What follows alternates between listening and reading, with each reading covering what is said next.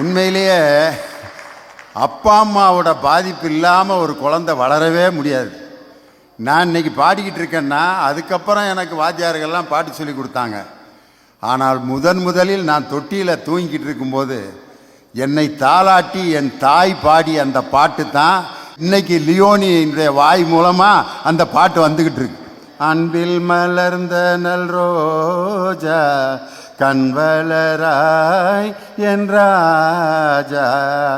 அடுத்து வேற பாட்டு மாற்றினாங்க, நீலவண்ண அப்படின்னு முன்றது.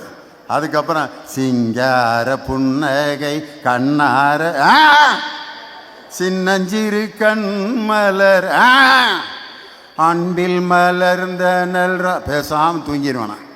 இந்த ஒரு பாட்டே எங்கள் அம்மா இம்போசிஷன் மாதிரி 15 தடவை பாடி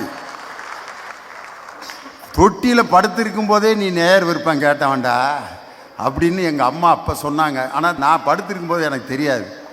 எங்கள் அம்மா பாடின அந்த பாட்டு இன்னைக்கு ஒசூரில் இந்த மைக் வழியாக உங்களுக்கு பாட்டாக கேட்குதுன்னா என் தாய் எனக்கு குழந்தையாக இருக்கும்போது கற்றுக் கொடுத்த சங்கீதம். எந்த அப்பா அம்மா தன்னுடைய குழந்தை கெட்டு போகணும்னு நினைப்பாங்களா? ஆனால் வாத்தியாருங்க பாருங்கள், எந்த நேரத்தில் பாடம் நடத்தணுமோ அப்போ நடத்த மாட்டாங்க. ஒரு வேகமாக ஓடி வர்றான், திடீர்னு மாடு முட்டி கீழே விழுந்துட்டான். பின்னாடி வந்த தமிழ் வாத்தியார் மாடு முட்டி கீழே விழுந்தோன்னா, மாடு முட்டிருச்சு யாராவது என்னை காப்பாற்றுங்க, மாடு முட்டுது என்னை யாராவது காப்பாற்றுங்க. தமிழ் வாத்தியார் வந்து, தம்பி மாடு முட்டுகின்றது,